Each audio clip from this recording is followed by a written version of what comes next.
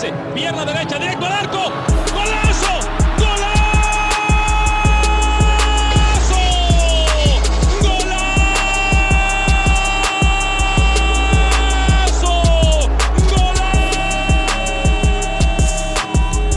You are now listening to TWC Football Podcast.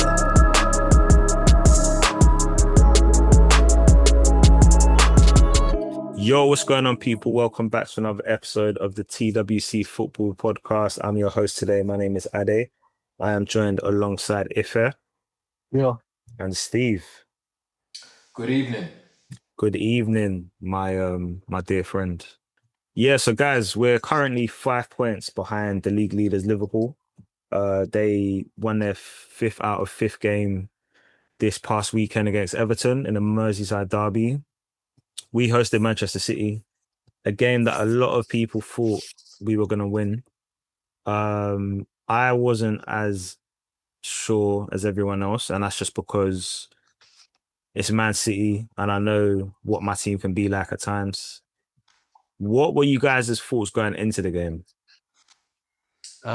So I've been watching City quite often. I've watched them against Spurs. I was fortunate enough to be there with a friend. When You trying to flex? Friend. Yeah, you trying to flex, bro? I also watched them against Brighton and United, and obviously they've made a lot of signings in the summer, and you know it's people saying it's a rebuild. The media have been saying it's a rebuild. So yeah, they've not exactly looked like the City of a few years ago. Let's just say that. I think defensively in transition they've not looked quite solid. And I feel like it's been... Doku's been good in recent weeks, but obviously Haaland's been on it. But there's not been too many standout performers. So going into the game, I was optimistic. I felt like we were home. I felt like we'd have too much physically for them, and I felt like we'd beat them. So I was pretty optimistic heading into it. That's what you got? Yeah. That's the. Oh, sorry. You asked what was my feeling, and then Larby. Apologies. Ife, man. You guys know what my general thought is when it comes to top six clashes. Like, regardless, obviously, I don't want to start bringing out all the cliche sayings, but I feel like form does go out the window with these top six clashes. Like, no matter what form the other team or how the other team are playing, like, you still have to respect the occasion, because like United, for example, okay, they fucked it against City, but regardless, like, they're gonna play to their best because it's a big game. So like, I feel like I wasn't as threatened as I have been of City in like recent years, but I was like, I was confident. I was like, like, this is a big game. It's not gonna be a walkover, but I feel confident and I feel like we can beat them. Well, that isn't what happened, guys. As we saw, there's been a lot of discourse, and I feel like, to be fair, our fan base, this is our fan base, isn't it? Like, whatever happens, it's the media as well, man. It is the media. Sorry to cut you off, but I'm so like, this is even more like an overall point as well as to Arsenal. I'm just so over discourse and everything right now. Like, it's just tiring. There's so many narratives. There's so many discourse. There's so much discourse. Like, we're 5 games into the season, and like, not even just on Arsenal. There's just so many like takes that I'm not even saying they're wrong, but I'm just saying I don't see how you can have these certain takes after 5 games of a season, especially when this is majority of us. It's not our first time watching football. I just don't see how you can go so strong on certain things after 5 games. But So overall, would you say that you're not worried about Arsenal's position at the moment? You're not worried about the result? Like, it's only 5 games. Is that what you're saying? Partially, yeah. But like, I'm not gonna act naive and say, oh, there aren't things that I'm concerned about, or there aren't things that we should worry about, because there is. But I just feel like, so like, with us, it's one of these things where you just have to give it a little bit more time before you can go on these takes. I'm not even saying like the people who are saying things are wrong, because in about 5 games, I could have the same stance. But it's just, I feel just everyone's just going too early on everything. Like it's just a bit tiring. It's like let things play out. All right, let's talk about the lineup first of all, because that's where a lot of discourse was initially. Steve, I'll give you the floor. Mikel Merino started. I think that was unexpected to say the least. And also Leandro Trossard started on the left. I think they're the two that we would say we wouldn't have expected. Everyone else, was pretty much the same old. Saliba came back. Saliba came back. To be fair, I think Mosquera deserved the match, but if Saliba's fit, play Saliba. I get it. It's not the end of the world. But Yeah, I saw the lineup and I wasn't very surprised. I think we know our manager well enough now, especially over the last two and a bit seasons now. We've been pretty stodgy. I think he puts a big emphasis on physical profiles now, like especially in midfield. So I would have been, and I was speaking to Gids before the game, and he was saying that he'd be very disappointed if Wanyeri didn't start. And I said, like, you don't know your manager. Wanyeri was never starting this game. Yeah, like I just don't know why you thought Wanyeri was going to start. I would have liked to have seen Wanyeri. It would have been good to see that. But yeah, Arteta, as we saw in Bilbao midweek, I think he wants to ensure that the platform or the foundation of our performance is built on physicality. And I feel like our midfield has shown that in the last few years, especially in the signings that we made. Do you know what? Sorry, I don't even fully believe that's the case. Only because I would believe that if, like, the reason why is because, one, we've not seen him like do something like this before, or in a sense where I'm rambling. I'm trying to put this all together. Sorry. So like, if Odegaard is fit, he starts, and Marino will be on the bench. So like, this whole thing about obviously he does like guys who can win their duels, who are a bit more physical and all this stuff, but the way the narrative and the way even you've kind of touched on it a little bit, you're kind of, it's almost like you're saying, oh yeah, in a big game, it's normal that Mourinho will start, and I don't think that's the case. Go on, Steve. I'll let you. No, but I like our captain's not playing. Our captain is like our leader in terms of our structure, isn't he? Like he presses from the front. You see him like waving his arm up in the air when the opposition have the ball. He structures the team. If he's not playing, he has a few options to play in that advanced midfield position. He has Eze, who's one of the best attacking midfielders in the league. He has Ethan Wanyeri, who's just signed up to a new deal, very talented. He has those two options, and he's gone for Mikel Merino. Why did he go for Mikel? And you know what? Because I think I had this feeling when we went to Anfield away. I was like, I don't think Merino should be starting over the options that were available, but. Maybe, sorry, I may just be getting into semantics now, but the way you've started your opening monologue, whatever, you made it like this has always been the case, and it's only really this season. No, because like you said, he has those options, but last season the only other option was Wanyeri if Odegaard wasn't fit, or like we can maybe say Havertz, but I don't think so, because obviously Havertz was playing up top. And it's a thing where. With Wanyeri, again, like Gid said, and like you said, I would prefer if Wanyeri started, because I believe in him that much. But at the same time, I can understand that he's an 18-year-old, and it is like I don't think it's an easy position to come into, especially in the big game against like world-class players. And that's it. So I can understand why he wouldn't start, even though I would want him to start. But I may just be like nitpicking at what you're saying, but I just don't really understand this narrative completely, especially considering this argument is only really applicable to this season, and even to this season, it's to 2 games. It's the Liverpool and Man City.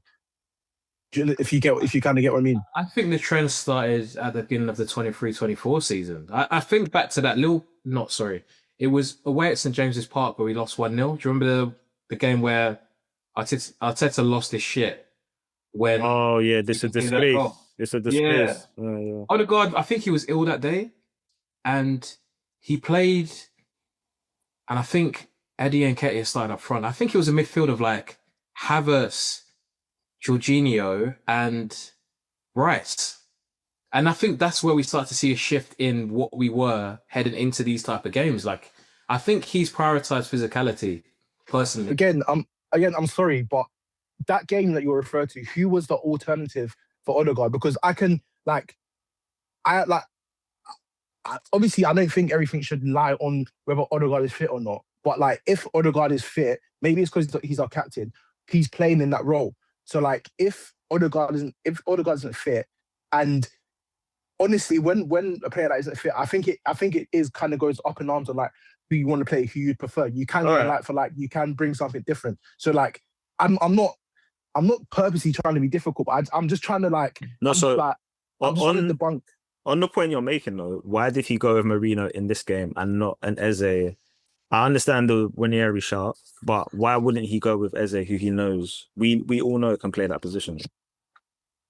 That's true. Like I'm not even necessarily defending it, because if you ask me, I would have chose to play Eze. Yeah, but I'm saying why do you think Ranieri? But the reason why I think he didn't is because honestly, if I'm trying to look at it logically, Eze played midweek. He didn't play that well.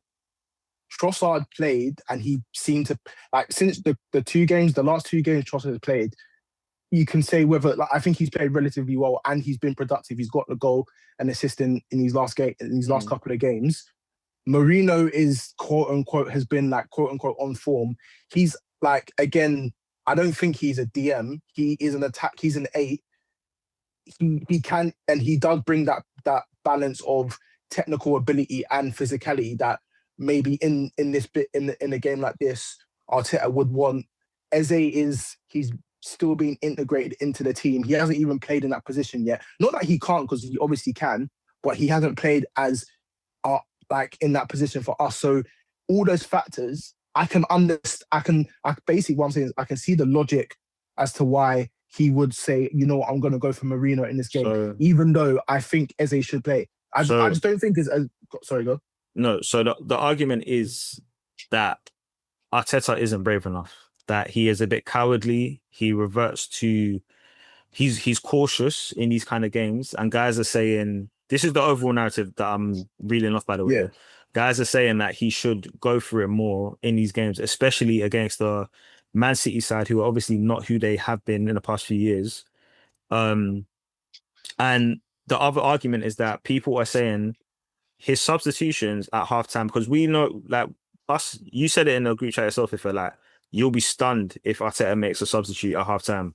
I think he made those substitutions because he knew. Obviously, Noni had a knock, which is fair, but I think he knew we got it wrong in the first half, which is why Eze comes out as soon as the 45th minute.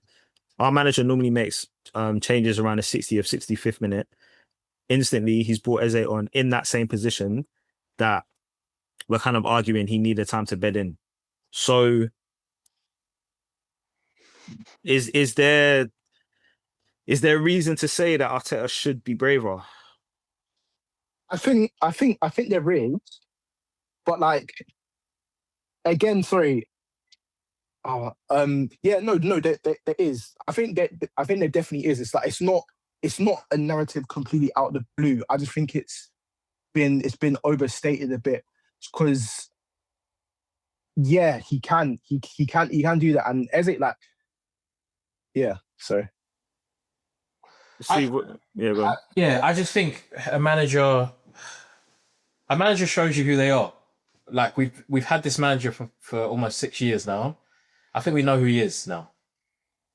So yeah, I wasn't surprised by that lineup. And unfortunately, I thought he would be stubborn enough to continue. You know what? Let's work chronologically. Let's talk about the game, innit? Okay, we'll go. So yeah, we start the game. we get caught out. I feel we started off okay, had a few set pieces, found the way into the game. See, we're trying to press us, trying to set traps. We got through a few times. And then, we had that kerfuffle in the middle of the pitch. Haaland gets the ball, nice drop off to Reinders. Reinders drives forward. Haaland sprints into space, finishes it 1-0. By the way, does Gabriel Gabriel has 92 pace. What was that? He needs I feel like he needs to rein it in a bit, I think. Who? Gabriel. Yeah. I don't know why he wasn't. It was a mistake. It was a mistake. Yeah. I think it was City. He's seen Haaland. He's got the captain's armband on. He's obviously a lot of the time when he's a front-footed defender, and most of the time it does work. And to be fair, this is part of what you get with someone like that. Sometimes it's gonna go wrong, but I think at this point he should balance it a bit, because if you he knows, especially with this game, if you're gonna get that tight and you're gonna try and nick it there, you have to win it or you have to foul him, and he did neither. Pace wise though, Haaland had a running start because he's running at him, whereas Gabriel's on the back foot, so I think that's where it was a bit. It's just because Gabriel looked a bit slow. I just thought, oh right, you don't look like you're even getting close to him. But yeah, anyway, just an observation. Doesn't matter. I heard somebody say that they felt as though Raya could have done better. I think that's a bit No chance, bro. He was in a corner, right? No, bro. You the speed at which it got played to him, and in 2 touches is you're not saving that. No one's saving that. It's a great finish. People have a Raya agenda. So that's a great finish. Yeah, I think so too. I don't know why, because he's been excellent. But yeah, so we're 1-0 down. But how did you guys feel after we won 1-0 down? So when the goal went in, like I said before we started, I thought, yeah, that's it. Man, bro, I thought that's it. And the reason being is because, like I said, bro, how many times in matches like this, against big opposition, important title rivals, whatever, City, Liverpool, do we go a goal down and we end up winning a match? I can't think of many, if any, under Arteta. When we go a goal down, that's it. When you say that's it, is that as in you thought it's going to be an L or no? I thought we're not winning this game, or we're not winning this game. I just thought we're not winning this game. And if my thought was, if we're going to score, it's literally what I said last week. If we're going to score, it's going to be from a corner, and then we might be back into this game. I could not foresee us breaking City down and scoring an open goal. I just couldn't. That's crazy. It is crazy. It is crazy. Crazy. But bro, not to say I was right, but we saw what happened in the game. I didn't think Pep was gonna go 5 at the back. Don't get me wrong, but I just thought it'd be very difficult for us to just weave through and get a goal. But anyway, that's how I felt. How did you feel when Milton won? I felt okay, the game's just become a lot harder now. But honestly, I didn't think we were going to lose, because I just didn't think there's a scenario where we don't score, especially at home. And especially now with the added depth we've got. Throughout the whole time, I was just honestly speaking, I just didn't think there's no way we don't score. So I think that's why I was saying, if it was 2-0, if we went to 2-0 or something, I think I would have been dejected, because I would have thought we would score, but then would I thought, would we score 2 goals? Would we score 3 goals?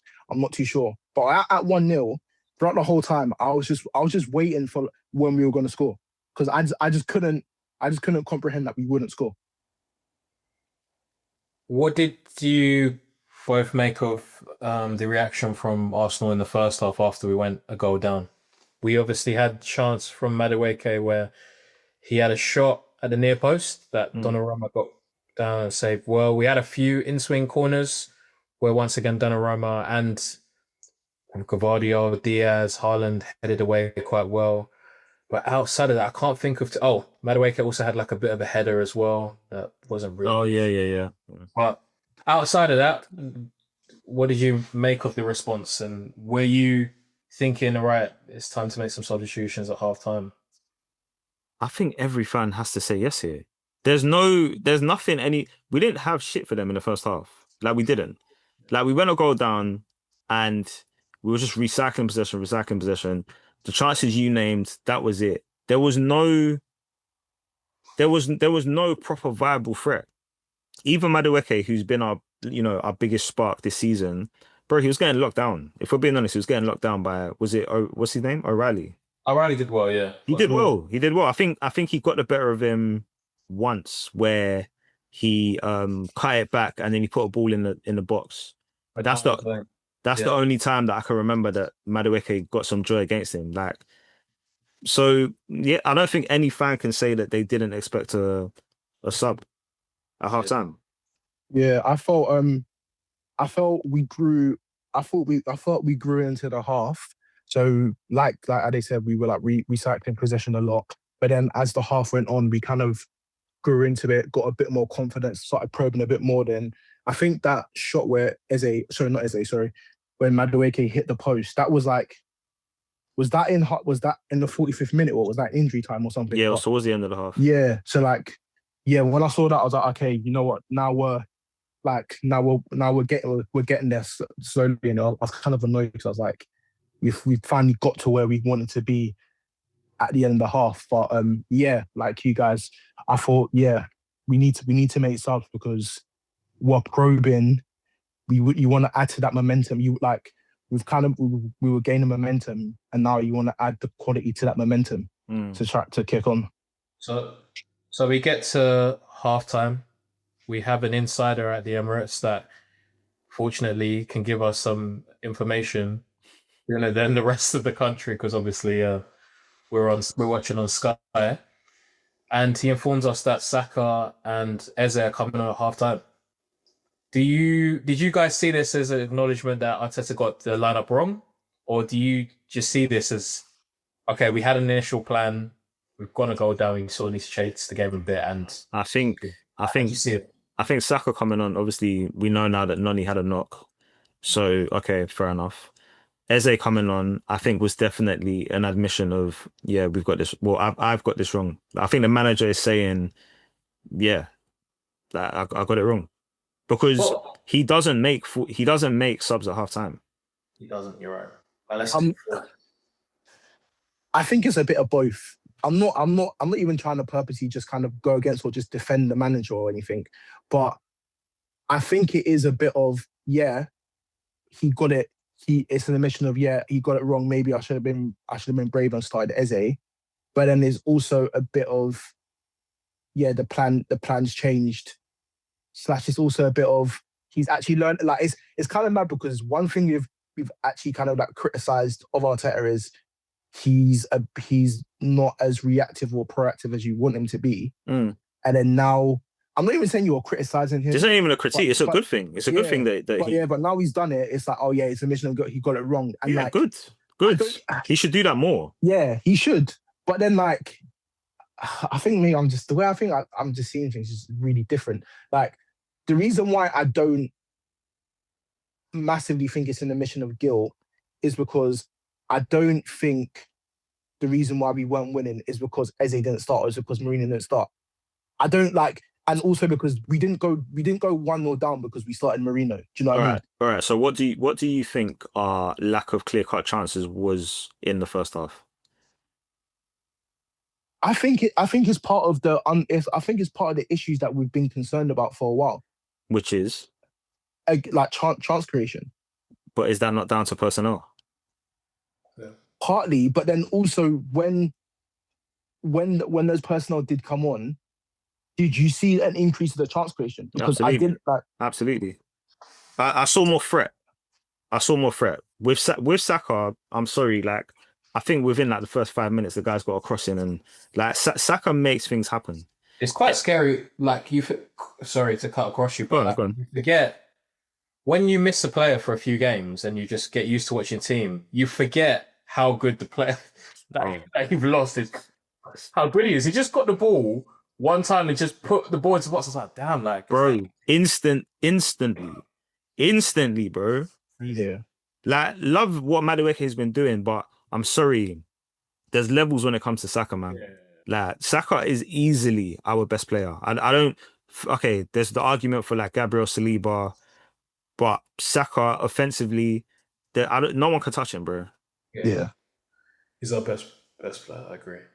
But what was the point that we were making just now? We were saying, when Saka's now come on fair, I think the threat was there compared to the first half. Yeah, 100%. I'm not disputing that, but like maybe if it was as weird as it may sound, maybe if it was 0-0, I would be more on okay, yeah, like you didn't capitalize, but again, because it was 1-0, I don't think, and especially because once it went to 1-0, City changed. Even realistically, to be fair, they did score quite early, but even kind of realistically, before like they even scored, they were trying to like slow the game down, make the game as look like they were wasting time from minute one. Now, one thing I will say on that point, because I've seen people say like Pep came to the Emirates to shut up shop and to play five at the back and all the rest of it. I've got to be honest. Yeah, he did do that, but I think we made him play like that. I don't think City ever come anywhere trying to play with 30% possession. That's just not Pep Guardiola. We've watched the man. Go on, Steve. But I also think that there's now a bit of a template of how to stop Arsenal from getting wins, and it's been this mid-block kind of template. So do you think they came to play like that? No, I don't think they did, because he said after the game, he said like we had a really big week. We just faced United. We had Napoli. We had like 2.5 days rest. Came to Emirates. Obviously, they started the high press in the first half, and he said, yeah, like in terms of energy, we just didn't have it. So I think, sorry to even cut you off as well. I think based on what he said and also kind of what Bernardo said, I think they came to the Emirates to kind of like prove a point. Or just not to prove, to make a point. Like it sounds crazy, like because if you see that, obviously Pep, he was complaining about obviously what he said. Bernardo was complaining a lot about the fact that they played on Thursday. Bernardo's Sunday. Anyways, I'm not even say that. And he's when he said that, I know he's the captain of the day, or I don't know if he's one of their captains or whatever. And then when so he's their captain. And then also kind of what Pep said. Knowing how Pep is, I wouldn't be surprised if it was revealed, or if he actually came out and said, if he said, we're gonna play this quote unquote anti, or just sit back to kind of prove a point that the scheduling. That's not Pep, bro. That's not Pep. It wouldn't surprise me. It's 3 points. Like it's 3 points on the line. Like it's not Pep. Like, I think he's not. Like Jose would do that. But Pep, that's not Pep's philosophy. I think Pep could do that because I feel like Pep thinks he can still get a win that way as well. I think he does think like I don't know. I think we are so good. We are a very, very good side. Let's not get it twisted. Obviously, there's frustration in the performance. There's frustration in the fact that we don't create enough open chances. But we are a good side, and I think we forced City into playing the way they played. Because none of us have ever seen a Pep side go and do that. It's never happened. Stats show it's never happened. So I think there's definitely the fact that we were that good. Obviously they respected us. Let me say that. They respected us enough to, eventually go into a five at the back. They took Haaland off. They really tried to salvage that win. They done what we tried to do last season? Etihad. Oh, when we got the red card. Yeah, when was it? Did we get a red card? Trossard. I know Stones scored in the last. Yeah, Trossard was sent off. That was it. Yeah. So, anyway, I think Steve, you were asking questions there. Sorry if I've gone. No, I'll let Steve go, and then I'll. No. I was just going to ask about in terms of obviously this made the changes, but instantly I think Eze had a chance, hits a 1.5 volley. Saka puts a cross in. We started to generate a bit of momentum, and I think I went flat again. But how did you feel about the in-game changes that Arteta was making, and as well what Pep was doing too? Because it was crazy. Because I've never seen Arteta make so many attacking changes, and I've never seen Pep I mean, Pep took off Foden and Haaland like with like 15, 20 minutes to go. It Yeah. was pretty crazy. If I gone. Yeah, like I think at one point I said yesterday, I don't recognize this manager with the subs because first of all, he done the halftime subs, which I just didn't think he'd do. Then after that, he started like he brought on Martinelli, and who did he take off again? He took off like Timber. Timber. Yeah, he took off Timber. That's the kind of stuff Wenger used to do. Yeah. Wenger would just start And then- throwing on all sorts of attackers. And then he took off then he brought on Ranieri. Who did he take off? He took off Trossard, didn't it? Yeah. Yeah. And then he took off Trossard for Ranieri, which obviously it's a quote unquote, it could be like for like, it's attacking player for attacking player. But even that bringing on another attacking player, I was like, raw. And then with Pep. But that feeds into what I was saying before. I think he recognized Man City were there for the taking. He recognized that we can get something out of this game. Where at the start of the match, for whatever reason, he wasn't bold enough. Listen, I am an Arteta man, but I think he knows he wasn't bold enough going into the game, and that's why he's making such, aggressive decisions in terms of bringing on all these attacking players. I mean, I can't disagree with that. I can't disagree with that, yeah. The nature of the substitutions, the halftime substitutions, I think, tell its own story. So, for me. Okay, so we're leading into the last... we're into added time at this point. 7 minutes added on. Eze gets the ball on the halfway line, clips it over the back line. Martinelli makes a fantastic run, brilliant touch, and just outside the foot sort of like dinks it over Donnarumma on rushing. Yeah. What are we thinking? Are we thinking we can get a winner?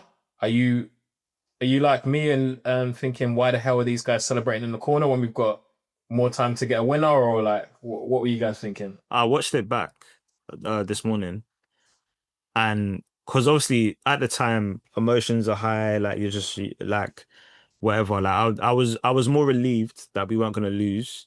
But when I watched it back this morning and I saw them run into the corner, I was so angry. I was so angry. Like, what the hell? Like, what? Like, I get the limbs, I get the adrenaline, but what are we doing?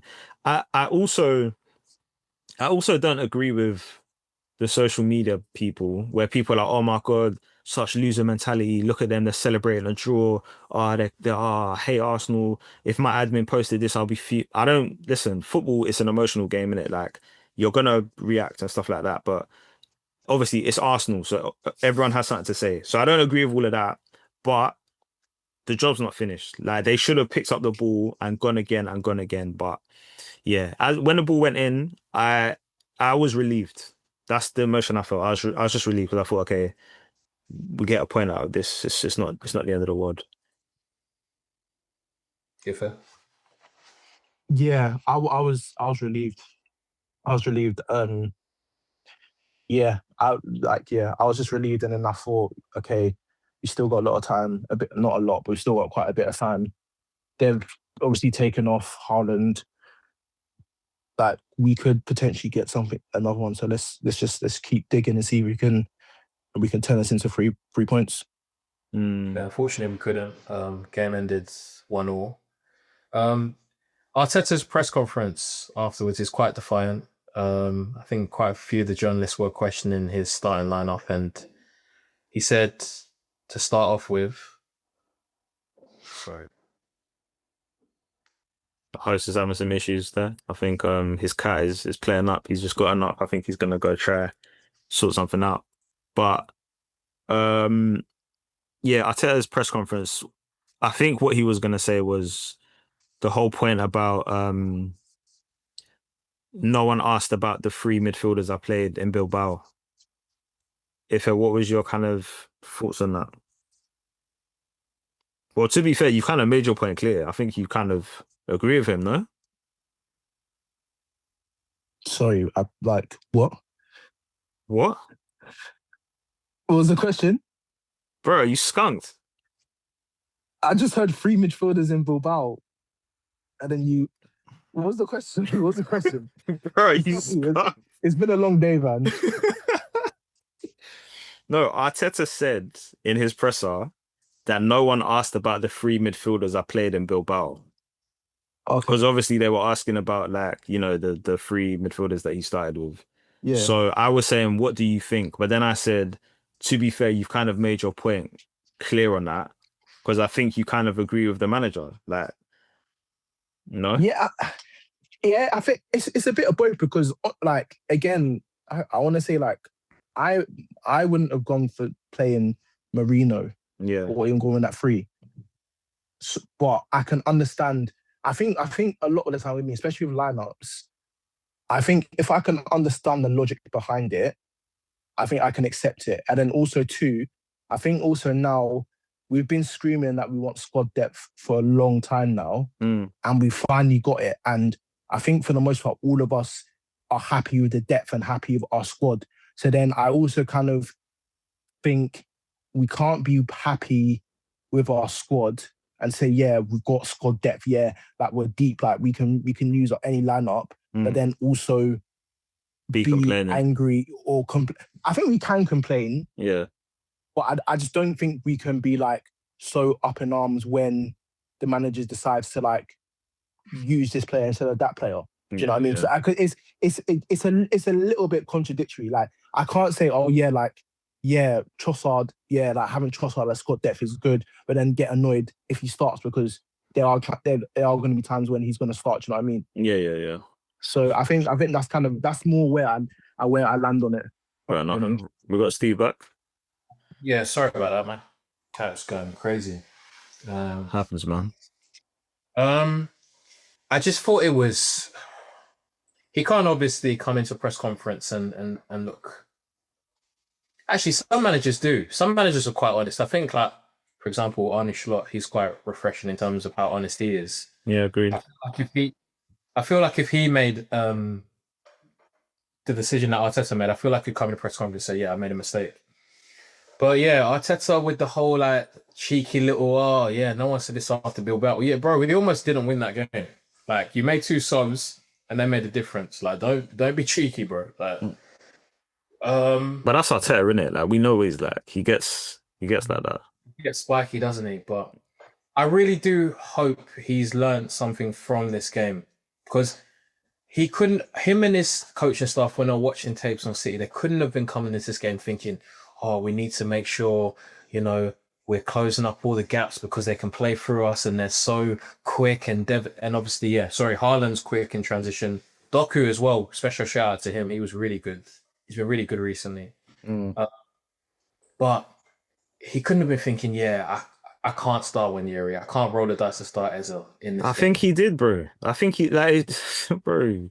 Liverpool, I understand. Liverpool away, Anfield, I get it, because Liverpool, they can be scary. But this City team, maybe I'm in the minority, but I don't think they're all that yet. They could, obviously, my mind could change based on what they do. But as of what I've seen so far, nah, come on. You can start Ezil. And we saw that in the second half. Like, we had so much the ball. Let's address something. Let's address Victor Gyökeres, man. Oh no!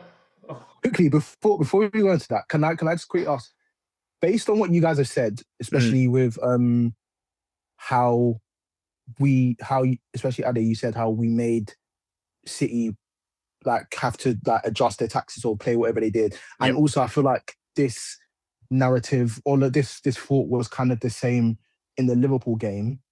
Could you then not argue in the fact that maybe we shouldn't question the manager's approach to it as much, or like maybe he is like, do you get what I'm trying to? So the Liverpool game, like Steve said, I understood that game, and to be fair, that was it was a close game. Like it was settled by a wonder free kick by Dominic Szoboszlai. I think that game could have gone. To be honest, did we make enough chances for us to actually win the game? I'm not sure, but that game, cool. That game's done. I'm okay with that result. This result, I How do I feel about this? I think when I saw the lineup, I wasn't surprised because I know my manager. I was a little deflated because I felt as though Eze could have started. Maybe Waneri could have started, but I didn't think Waneri was going to start, if I'm being totally honest. Um, yeah. Sorry. What was the question? What was the actual point? Just like given the fact that when we have played these lineups, we've like limited and we've made like these teams just not look. Okay. Do you know what? Yeah. Do you know what? My biggest issue with the way Arsenal play at the moment is I don't think we are. I don't know if it's personnel. I don't know if it's coach led or coach driven. But my biggest issue is the fact that we don't create enough clear-cut chances. Now, what frustrates me is the fact that I don't feel as though the manager is being brave enough in that sense. Like, we should be okay. So let's say, for example, Eze started the game instead of Marino. What I would want to see from Eze is, and obviously it's a completely different team, but like in the Wenger days where we had Nasri, we had Rosicky, we had Wilshere. Think of the famous, was it the Norwich goal that we scored against I think Jack Wilshere scored that. Do you remember that goal I'm talking about? Yeah. Do you remember the interplay? I think we are capable of that with the personnel that we have now. Not that exact goal, but the way in which, like, I don't like how we attack, if I'm being honest. I think we can attack better with the personnel that we have. When I watch Liverpool, when I watch other sides, and I see, like, just how they play going forward, I think to myself, this Arsenal side now, why can't we play like this? Like, why can't we play with more? We're not adventurous enough. We're not creative enough. We don't go for it enough. Do you know what I mean? That's what bothers me. Like, why don't we play? Like, okay, 22-23, in hindsight, that is an absolute outlier of a year. But why don't we play with more attacking emphasis? Why don't we play like that when we can? I think our attacking approach now is a multifaceted attacking approach in the sense where. But is it? It's predictable though. I don't think it is multifaceted. I think okay. We tried. I think that's our approach. I think that's what we try to do. I think it's a thing where we try to be as versatile as possible in our attack. And I say this because, yeah, we can score set piece goals. Yeah, we can score those interchangeable, those interchangeable goals, those like nice like pass and move type of goals. Hopefully now we can score like long range goals. We can hope like yeah, but we're not though. We're not. Like we said it last week. When we're most threatening is when when we're going up for a corner. Like why aren't? It's just like use the players that you have, man. Yeah, I get it, but then like again, this is early in the season, but if you look at okay, we scored. I think a lot of our goals have been set pieces, but if you look at the goals we've scored this season, okay, let's just even take it this season alone. I guess like because we've set corners, they're always going to kind of look the same. You might say that's the we score, but we scored corners. We scored a volley from Subamendi. We scored which came from a corner. Okay, that's fair. we scored the goal, like the goal Gyökeres, his first goal against Leeds, where he's trademark one where he's running the left, cut, shot. To be fair to Gyökeres, that was Gyökeres created that out of nothing. I don't even think we created that chance for him. He scored that out of nothing, if I'm being honest.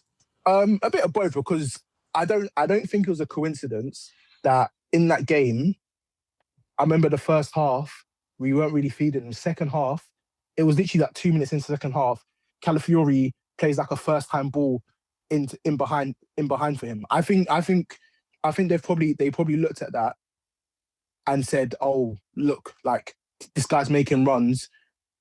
It's on this game. Like make the pass." Because I don't like I said, I don't think it's a coincidence that we scored that. But then there's that one. Then against Nottingham Forest, we played the other ball in behind. Obviously, the fullback fluffed it. But then for Gyökeres' second goal, where Eze first time across the box, we scored that.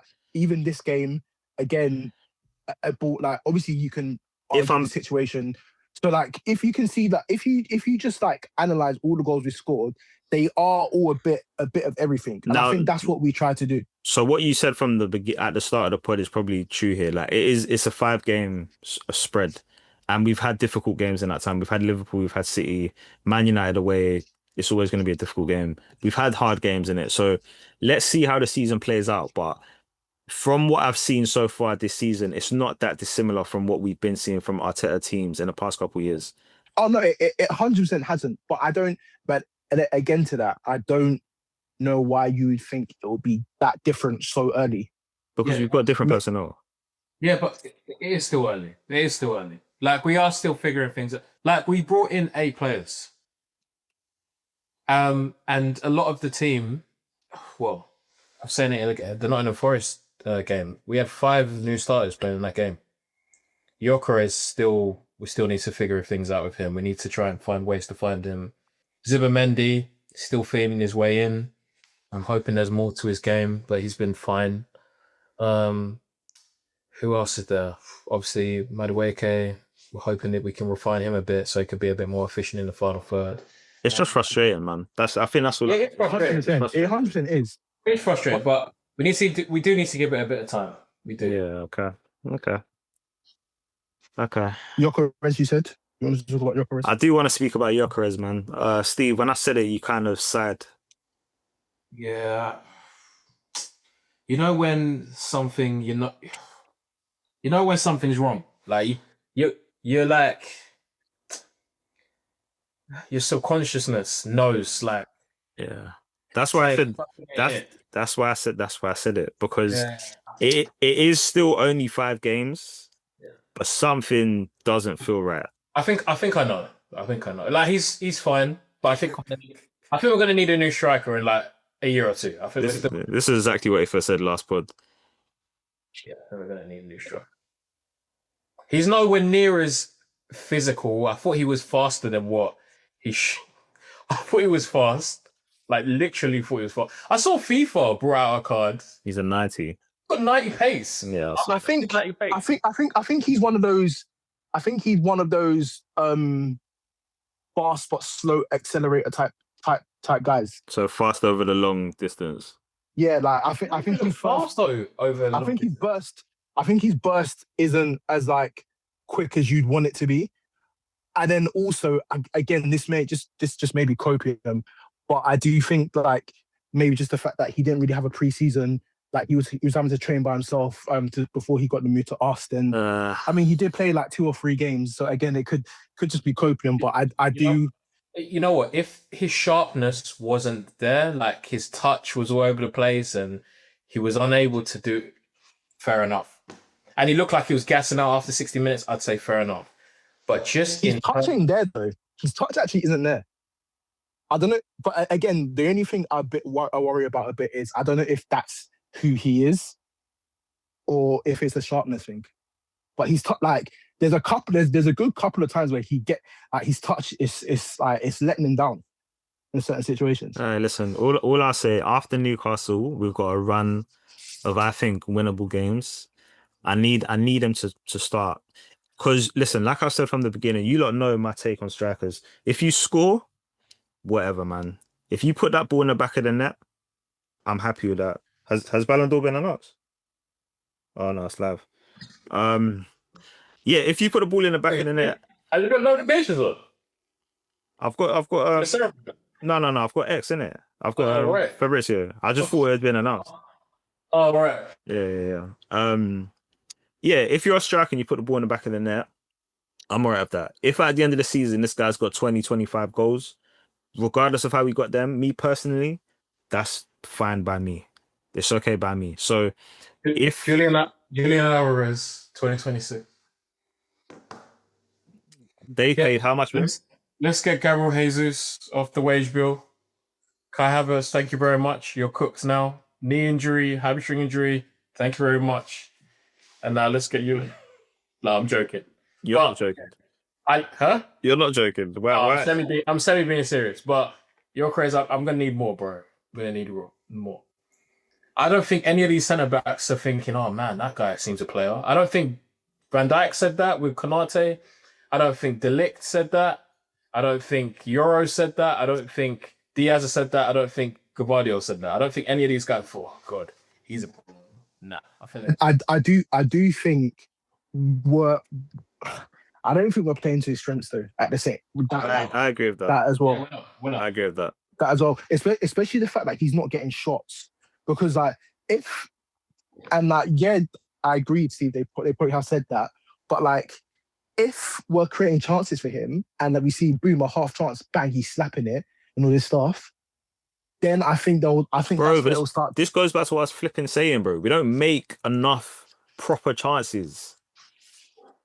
That's the point. Like that's what's so annoying. Like, why don't we just make this guy chances? Like, feed him, bro. We've been playing a certain way for a good couple of years now. Like there's a lot of automatisms Yeah, you're right. that we need to You're right. refresh. And I hope it's soon because the one thing I am genuinely concerned about, it's like there's a curse on our left hand side. Because like you see, like when it's on the right hand side, put Noni in, put Ranieri in, put anyone in, like it looks great. I think But I on the disagree left-hand with you. side, I think I disagree with you. What's been wrong with the left hand side this season? it just doesn't look as good as the right hand side. And Yeah, we're but it's still- not going to. It's just like it's It has to. Okay. Even if it's not going to be as good, it has to be comparable. I think the Especially left hand because- side's got better because of Calafiori this year though. I've got to be honest. I think Yeah. Calafiori's he's offering more than I would say MLS was, and that's just because MLS played more centrally and we were stuck with Martinelli on the left hand side last season. Now that Calafiori's getting overlaps, underlaps, all the rest of it, it's becoming more functional, in my It opinion. is, but then we also still heavily favour the right hand side. Like there's times, there's large periods where we just ignore the left hand side, and I find that so like I want I Crazy, want that's us to concerning. play through the bloody middle. Play through the middle. Now, guys, I've got a question. Yeah, this probably be last topic on Arsenal. We've done Arsenal this whole pod. To be fair, we'll probably like just touch lightly on the other teams. But okay, we know our biggest problem is playing against low blocks. Yeah, we're not creating enough chances. Now, how do we beat that? Oh, varying it up with our attack, man. I think the most underrated thing that you can do when you have possession of the ball and you're up against a set defense is just hitting things first time.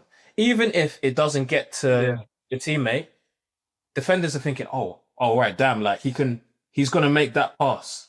If you're constantly recycling the ball, pass it here, pass it there, they're set and they're like, okay, what's gonna happen? All right, the ball is gonna finally come into the box, we're set, head it out. That is what Liverpool do really well. I don't even think they're doing anything very intricate. The pass is not tick-a-tack, but they're literally, it's first time, bang. Robbo gets the ball, swing it into the box. Did it against Burnley. Burnley, first half, they weren't good. Second half, all of a sudden, guys are just whipping the ball into the box first time. There's none of this Urian Timber. Mate, everyone's talking about Urian Timber. Listen, he's been amazing, 1v1. But he is a big culprit for that. Gets the ball, looks like he's going to drive forward. You know what? Let me drag the ball back. I'll pass it back to Saliba. Let's recycle the ball again. Bro, run into the space. Overlap, please. Like, we have to win games here. We have to threaten the defense. We have to make them believe people can do things from all sorts of angles. Guys need to start taking... Declan Rice, run into the box with the ball. He did that in the start of the second half against Bilbao. Him and Eze, I think... no, it's before he decided to combine with Eze, but start of the second half, obviously, we weren't good in the first half. Just got the ball, and I was thinking, okay, all right, what are you going to do here? And he just got the ball, and he just ran, took on two guys, and passed it to Eze. I was like, why don't you do that in the first half? And I can't imagine that the manager saying, oh, be cautious. Like, when you get the ball, don't do... Just Just do it, guys. I don't know if guys are even. I was even thinking might be a wild theory, but I was thinking a guy's afraid of losing the ball because they just can't be bothered running back towards their own goal if they get transitioned on. They're thinking, oh, I've got to conserve a bit of energy because obviously it's a very intense game. Let me just make the safe pass because that means we won't get transitioned on. I won't have to run back towards goal. I just want not Rice. I don't think, because I think Rice will back himself to get. They're all great athletes. Mm. So what's the problem? I just don't get it. But just take risks, please. Take a shot. I think that comes. Listen. I think the identity of a team, it always shows in the manager that you have. I personally believe that, and I think at his heart, in his heart, Mikel Arteta is a pragmatist, man. Like he's not pragmatist. I think he's risk averse. Yeah. And he said it himself. He wants to dominate games, all possessions, all phases of games. When you open up yourself to more risk, you risk not being as dominant because you could lose the ball. I think that's what it is.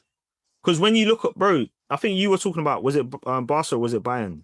Like when you watch that Barca, when you watch Bayern, you see that their players, like they try things, like they're trying to do things. Look at Liverpool. Like Liverpool aren't afraid. I think Kara said it. They're not afraid to like, oh no, was it Roy Keane? One of them said it. They're not afraid to like lose a couple goals because they try things. They go for it. Like we don't go for it. We don't go for it. Roy Keane said it himself. He said the managers he's played under, Fergie and I think Brian Clough, they were gamblers. They'll go for it. They'll try something that they'll just see what they can. Arteta's not a gambler, bro. He's not. And it shows in his team. The only time Arteta's been a gambler with an Arsenal side was 22-23. And we saw how that played out. Like we saw the difference. Was that gambling? I think it just clicked. Until it didn't.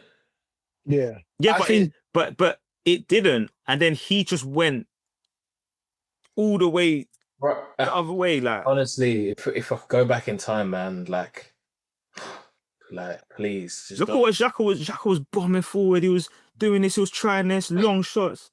Yeah, but it was all new, and the opposition didn't even know how to defend. Like Zinchenko was coming in field, Xhaka would go wide, Martinelli will come inside, Jesus was on night. Movement. Yeah, it's movement, bro. Yeah, but now we're up against set defenses. Yeah, because we're not moving. Guys aren't moving. Everyone knows where everyone's gonna be. I think we come up against set defenses like regardless. Like yeah, we do, but guys aren't making shit happen. You think if Rice is making more daring runs, you think if Eze and Saka are combining, and do you get what? Like, there's no like Klopp, Liverpool's Klopp. The reason that them man could just score so many goals is because there was so much fluidity, there was so much movement, there was always something going on, there was always something that your defenders were thinking about. We literally will get the ball. Rice to Zubimendi back, Zubimendi to Saka tries to take him back to this guy, back to the guy. It's so fucking pedestrian. Like it's so irritating, man. Yeah. Let's watch this. But we've got Newcastle on a Sunday. We've got Port Vale on Wednesday night, League Cup. Hopefully, Wanyeri, MLS, Hincapié. Hopefully, he recovers from his injury because he didn't make the squad. Oh, he's injured. Yeah, apparently I saw he's injured, which is really annoying because I feel like he's going to be good. I really like. What? Like, is it serious? What's the injury? I don't know. I just saw he's out of the squad because of an injury. I didn't see anything else. Who's injured? Sorry. Who's injured? Sorry, I thought Luis Enrique just got best manager. Oh, is it? Oh yeah, I saw that. As well. Ben White hopefully gets some minutes. So yeah. Oh, is he fit? Is he? He's on the bench. He's on the bench. I didn't realize. Yeah. That one probably starts tomorrow, innit? I hope so. Sorry, Wednesday. No, because of thingy. Oh yeah, because Neuer's out and the Saka's just coming back. Yeah, probably. Yeah. Marino 9. Yeah. Or do you give it Gyökeres to get his confidence? No. I think give him 45. Bro, Gyökeres is going into battle again on Sunday. He's got Botman and Shaw or Dan Burn. Yeah, it's been Newcastle don't scare me at all anymore. By the way. No, nah. Sorry, Gordon and Elanga. Bro. Huh? They scare me because they can shut us out. Anybody that looks like they can shut us out, I'm scared of. And they can counter. Gordon and Elanga, sorry. What game was it? like- The Newcastle game the other day. Elanga was just, it was the Barcelona game. Barcelona game. Bro. Elanga's got whips. I just don't like now Isak's gone. I just don't fear them. Like, obviously they're still a good team. I'm just way less. Yeah, you're right about they can shut us out. And they are still physical. They've got pace and all this stuff. But I'm just like, bro, like we can handle anything you bring at us now. Yeah, man. Amen. Man, I think yeah, I think that's some good therapy for us. It would have been nice if Gids was on though, because I know Gids. Wait, I could be wrong. He wants the manager gone in it. He was saying stuff like, "Oh, we need a different manager," and all the rest of it. He said he's lost faith in him or something like Yeah, that. that's it. That's it. This is at least 3 times this season. That's true. At least 3 times. That's true. I think. I listen. I just can't go against the manager, but I will always call out a manager's mistakes, and I think he did make a mistake. Do I want a new manager? No. Do you guys want a new manager right now? No, I don't want a new manager, but bro, Barcelona in the week, man. Yeah, I need that. Just I like bring the balance. Just sort the balance out, and we'll be all right. Yeah. Okay. All right. Let's just touch on a couple other bits and bobs. Let's see what else is going on in the footballing world. I mentioned the Merseyside derby. Liverpool continue. Is that you taking a piss or? No, I'm serious. He was really good. Okay, cool. Really cool. good. Yep, 2-1. Burnley 1-1 with Nottingham Forest. West Ham lose again 2-1. Say that again. Zinchenko and goal. Who? Zinchenko got no goal. Nah, well, he tried to get it out, but he didn't. I ain't seen the highlights for that. West Ham lose again. Graham Potter will be out soon, I think. Leeds beat Wolves 3-1. I think we all kind of said we expect them Wolves to go down. I don't. It's not looking good for them. Brighton and Tottenham 2-2. Watch that game. What do you think? Yeah, Spurs were the better team. Okay. Yeah, if they didn't make 2 errors, I put the second goal down as an error because what the hell is Vicario doing? You should save that. But yeah, I think Spurs did more than enough to probably win that game. But yeah, when you go 2-0 down in the Prem, it's very hard to win games, isn't it? So Agreed. Man United beat Chelsea 2-1. We saw 2 red cards in that game. Emery did everything he could not to win that game. Like he can't win games as it is. Wait, did you say Chelsea? I thought you said Chelsea United. I did. And what did Steve just say? Emery. Said Emery did everything. Amarin. Yeah. Yeah, it's a long day. I thought you were saying Emery. That's why I was like, what? We need to wrap it up. Yeah, I thought he was doing everything he could not to take 3 points. So No, but we need to talk about Maresca. The real talking about is Maresca. 'Cause what the hell was he thinking? Bro, what is He that? lost he actually lost his mind. Like, he legitimately lost his mind. Bro, he had one player injured though. Huh? Palmer was injured. So why did you sub Esteval off? Yeah. Like, going into the game, you knew Palmer was injured and was carrying a knock. Yeah. We didn't go down. You go down to a red card. Bro, just take him off. Especially if he's already limping, take him off. Yeah. I like if either that or you keep him on for the whole thing, and then he comes off because he's gone down. He said he needs a sub. It makes no sense. yeah. And then he brought on another centre. Oh, his subs were mad. I think that's one of the maddest like substitution performances I've seen from a manager ever. Because like Sanchez got a red, but it's the goalkeeper. So you actually didn't need to bring another defender on. You actually didn't. You didn't need to bring another. Well, defender it depends, innit? It depends on the game plan. No, Ade, you don't. Your goalkeeper gets sent off. You do not need to bring another defender on. You still got the same amount of defenders. Listen, man, I don't know. Especially at 0-0. So If you know what, if it was 1-0 and it's the 80th minute or 75th minute, I can understand it. But it's 0-0 in like the second minute, and you bring on another defender. That's yeah. He lost his mind, man. Fairs. He lost his mind. Fairs. Fulham beat Brentford 3-1. Anyone catch that? I did. I had it on, but I wasn't really paying attention. It was just background. Shout out Worthy, man.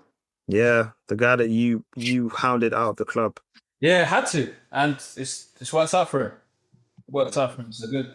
Anyway, we done Arsenal, City, Bournemouth, Newcastle ended 0-0, Sunderland, Villa 1-1, and I think that was it. It wasn't the most spectacular weekend of. Villa are in serious trouble. I'm sorry, Sunderland were down to 10 men. I haven't seen the highlights yet. I was out, unfortunately, but There was a ball in from Sancho towards the end of the game that Watkins. I need to watch it again, but it was on. That I just saw that the match was on. I don't know what Watkins is doing, because I think he's doing everything in his power to not get fantasy Premier League points for managers. I don't understand. You're playing You said Sunderland, manager. huh? You said manager. You what? Sorry. you said, You man, said manager. What did I? What? I don't get it. are you one of the managers that you're referring to? I said manager. Sorry, long day. Like, yeah, I am. Yeah, I am. Because like, why the hell haven't they scored? Why have they only scored one Premier League goal? Why have they only scored 2 goals this season? Anyway, Haven't we got them after Newcastle? No. Or am I bugging? yeah, I think you're bugging. West Ham. Yeah, so Gokeres, man, just get yourself a little brace in that game, get your confidence back up, and yeah. Anyway, all right, lads. I think we got a lot out. I think we got a lot out of our system. Overall, how are we feeling about Arsenal right now? What's the general mood? We're 5 points behind the title leaders. We've played a couple of. In fact, we probably had the hardest start to the season, if I'm being honest. We've got Newcastle next up. What's the general mood? I'm calm, man. Just got a good squad. Just need to get through this period. Like, need to get through this period and start racking up wins, man. Yeah. Win that game, man. Beat Newcastle, definitely. Because if you don't, and you go... It's low-key become a must-win. Bro, I hate that, but it is. Yeah, I hate when people start saying shit like that, but yeah, it kind of is. If we lose that game and they win, that's 8 points. Yeah, That's a lot of points. that is a lot of points. That's a lot of points. So early on as well. It's not good for morale. Crazy. But yeah, anyway. Let's champ. Let's call it a night. Let's see who wins Ballon d'Or. I think I'll be vindicated, because it was on this very pod maybe 5, 6, 7 years ago that I said All right, champ and chomp. that I said Ousmane Dembele For the week, was the future. it was going to be Marcus Rashford, but I read a report yesterday saying that he was late for training, so therefore he was benched for their game against... Who was it against? Getafe, I think. Elche. Yeah, listen, Rashford, I don't know who it was. I hope you got 2 assists. I don't give a damn. Listen, man, after the week you just had, you went to Newcastle, you just packed them in. 2 beautiful goals.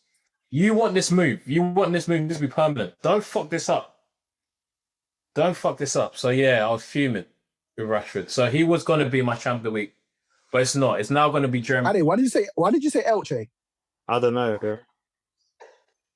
Who was it against? I actually have no idea who it was against. It was Getafe. I'm sorry, man. I didn't know. Jeremy Doku. He's been fantastic the last couple of weeks, and he's had a really good week. That goal against Napoli, class. He was really good at the Emirates. Guys couldn't get anywhere near him. Timber, not many players more solid than him.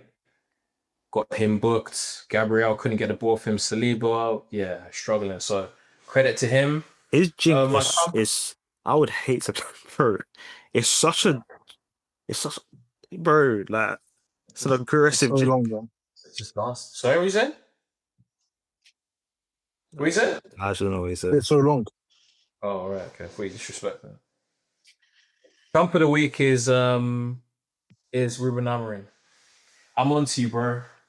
Bro, he won a game, for crying out loud. Nah, I don't give a damn.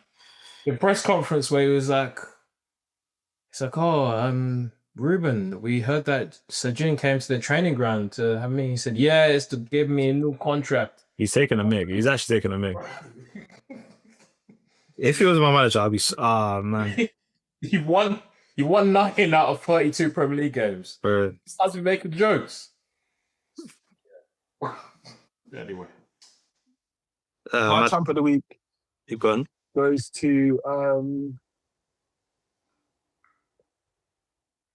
it's gonna go to United for finally winning the game. And my champ of the week goes to Maresca because I cannot believe. Why are you so his passionate about response. that? Bro, it was insane. Maybe it's because I was looking forward to the game, but like, boom, yeah, Sanchez gets a red card, idiot. But then the response was maddening. Like, well, I might need to look at the subs again to see if maybe I'm overreacting. But he brought on the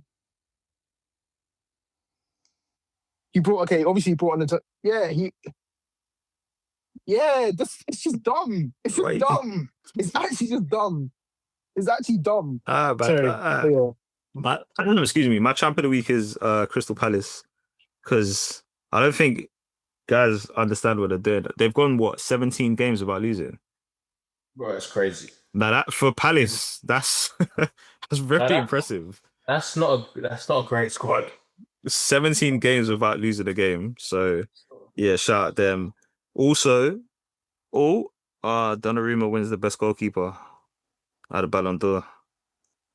Bro, Van Dijk's there, like looking all sharp. You know he finished 28th in the ranking. I was What? crying when I saw that. Goka's got 15th. Is he there? I don't know if he's there. He got 15th though. Anyway, So I saw his stats from last season. Oh, he's there. Boy, That's him. who? Victor G. That's Victor G right there. sure. Instead of us to be getting ready for flipping. Wait, where is this? I think is it Paris to do it? Oh, okay, first. My other champ of the week is Kylian Mbappe because, like I said, bro, this guy every single time I see Real Madrid highlights, Mbappe's scoring like every single game. So yeah, shout out him. My champ of Remember the when week. people were doubting him? Who doubted him? Creamy. I'm not even saying anyone here. I'm just saying, remember when people were saying, there's something When he first someone here said there's something wrong with Mbappe a couple of months into that thingy. I can't remember who. I don't think I watch him who it enough was. to know. I don't think I watch him enough to know, if I'm being honest. I don't watch Mbappe 90 minutes a lot. So yeah. My chump of the week is Graham Potter because like he's finished, isn't it? Like if he gets sacked here, that's it. I think for we the get one more. For the Premier League. No, just go to. I wouldn't be surprised if he went back to Brighton. No, At some go. point. Why? No, just go to the Championship. Go to Championship. Is he a championship manager? Bring No, I someone don't think he's a championship manager. Bro, you see the Championship these days. Of course, he could go to Championship. But is he a championship level manager? You don't think he could go to like a No, I'm just saying, take a step back. See what Lampard's done. Go. Yeah, but that's No, but Lampard's finished. Lampard's never going to be a Premier manager again. The only way he'll be a Prem manager is when he gets promoted with a championship. Frank Lampard does not deserve no. No, because commentary weren't exactly like amazing. He's gone mad. Because that's his level. He's a championship manager. That's it. That is his level. He can't. Is Scott Parker a championship manager? Yeah. I'll see this season. No, Right definitely. now, I say yeah, but I'll see. If you're a manager that has got multiple teams, or a few teams promoted to Prem, are you championship manager? You can't be a championship manager. Yeah, but why have you got a few teams promoted? Because you keep going back down. No, and you you're can't stay getting up. up. Like you're getting appointed. But if you're not staying up, if you're not taking them up, you're not Exactly. Because the level in the Prem is crazy. Yeah, but other managers do it. Nah, Scott. Wait, who's kept guys into the Prem? Yeah, who's the Brentford got kept into the Prem. Thomas Frank? Huh? Thomas Frank. Yeah, Thomas Frank. But he's a Premier League manager, exactly. He's special manager. Who else though? Yeah, in recent times, everyone keeps going back down. I don't know who stays. Who stays on? That is hard. Daniel Farker? No, He's not a Prem manager. he's not. He went He's not a Norwich, Prem manager. came up twice, got relegated twice. Palace? Who brought Palace up? Roy Hodgson. Bro, that was years ago. Come on, Palace have been in the Prem for years. Yeah, but who brought him up? Who brought them up? Was it Roy Hodgson? Nah, Well, I wasn't. Who was it before him? they weren't Pardew. I don't know. I can't remember. Oh, was it? What's his name? Who? What's the guy that managed Blackpool recently at Grimsby? Holloway. Wins. Holloway. Ian Was it Holloway. Holloway? Ian Holloway. Is it Ian Holloway? I can't remember, bro. I actually can't remember. I'm sure he brought up Palace. I actually don't know. But yeah, sorry. Back to the main point. Frank Lampard is not a Premier League manager. He's not. Well, no, I don't think Graham Potter's finished. I think his team's very bad, first and foremost. So like, I feel a bit sorry for him. No, I don't think his team were as bad as he can get more out of this team than he is. I think so too. Who have they got? They've got pieces, man. They've got Bowen, They've got Paqueta. Paqueta's a joke. Paqueta. Going consistent. They've got a better defense than what they show. They've got some of them. They've got Kilman. He's good. Look at their lot. They're like, They got Todibo. Mavropanos. They got Todibo. Debo's not serious, bro. He's come to London just to mess about. I thought he was serious. He's not serious. Wan-Bissaka, jolly up. He's been dropped now. yeah, but he's not a bad defender. Like That Diop looks good. Sorry, Wan-Bissaka's not a bad defender. Like, if anything, he's a good defender. He's a good defender, but he played so bad he's been dropped. He's now on the bench. He lost his place because he's been so bad. Yeah, but that's Graham Potter's fault there. That's not his fault. You see the Chelsea game? No, I didn't see it. He's got comfortable Prem level players. I actually agree with that. Like he hasn't got like these guys that we're mentioning. They may not be like amazing, but they're comfortably Prem level. David Moyes would be doing better with this set of players. He would be. You know that. Okay. You know that, man. Come on. I think Potter should go to like an exotic European team. Okay. Wasn't he at like Ostersund? Yeah, he was. Yeah, I think he should go like Where's Slido? he should go Leon or something. Like, I don't know. Nah, Leon, come on. Red Bull.